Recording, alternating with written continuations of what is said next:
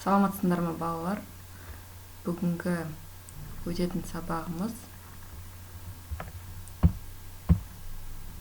ол түйіндесулер тақырыбы бойынша номер 4-ші тәжірибелік сабақ. Бұл 16-шы топ сызу пәні. Яғни, сендер көріп тұрғандарындай, назаттардың барлығы түйіндесу арқылы жасалған дүниелер. Яғни, бүгінгі біздің мақсатымыз ол түйіндесулер туралы білім беріп, білімгерлердің сызбада түйіндесулерді сызуды үйрену. Яғни, бізде бүгін түйіндесулерді сызып үйренеміз. Пәнаралық байланыстар бұл тақырыпқа математика, геометрия, физика, инженерлік сызба тағы басқа. Күтілетін нәтиже сызбада түйіндесулерді сызып үйрену, білу. Сонымен, жан-жақты білімді тексере келе, алдыңғы сабақтарда қандай тақырыптар өттік, сол алдыңғы тақырыптарды шолып шығайық. Өзара параллель сызықтар дегеніміз не? Оларды қалай сызамыз? Өзара перпендикуляр сызықтар дегеніміз не? Кесіндіні тең бөліктерге қалай бөлуге болады? Шеңберді қанша бөліктерге бөле аласыңдар? Бұның бәрі алдында өтіп кеткен сабақтар болады. Бүгінгі жаңа сабаққа кіріспе, ол түйіндесу дегеніміз бір сызықтан екінші сызыққа баяу ауысуды айтамыз.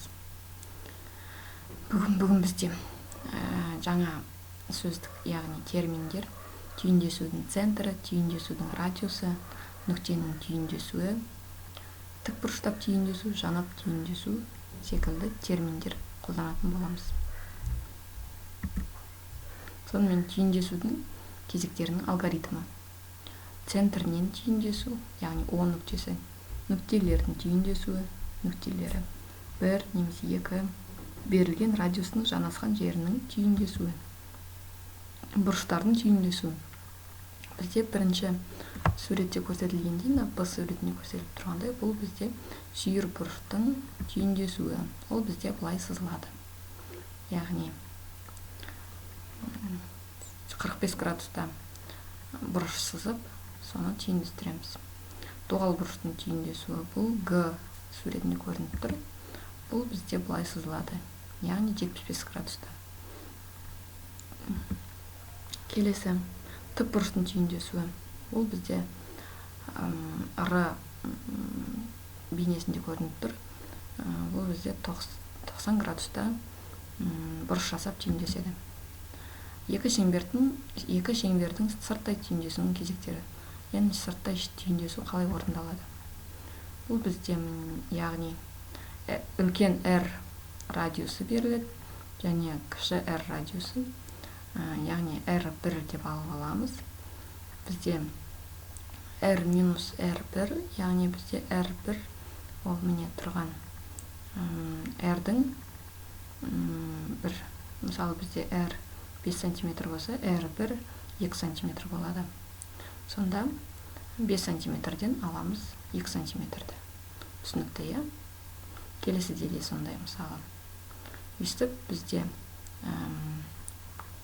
яғни шыққан теңдеуді, яғни біріншісінен бізде 3 см шықса, 3 см етіп аламыз.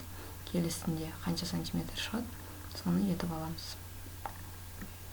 Келесі, бұл бізде, яғни осылай шыққаннан кейін, біз екі нүктені бір-біріне қосамыз.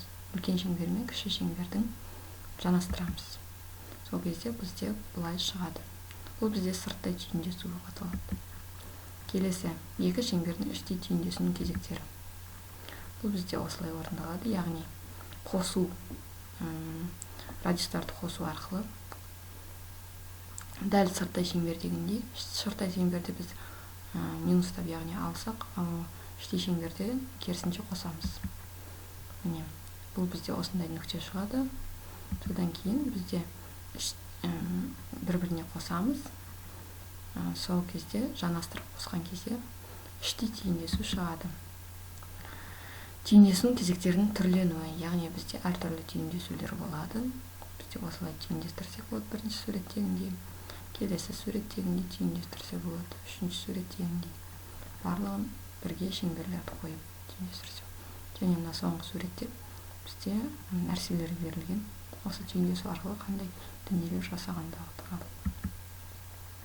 Тетік бөлшектің сызбасының кезектерінен мысалы бізде міне бұл бізде қандай теңдесу? Біріншісінде бізде сырттай теңдесу тұр, келесісінде іштей теңдесу. Екеуін қосып бізде нәрсе зат шығарған. Келесі бізде іштей және сырттай теңдесу бұл жерде бірге қосылып кеткен. Бұлай да жасасақ болады. Яғни бұл жерде барлығын қалай жасау керектігі түсіндірілген. Сендерге сызу керек осы заттарды, яғни L1 нүктесі, центрі, радиустары берілген. Міне барлығы көрсетілген. Сендерге мына екінші затты көрсетіп сызу керек.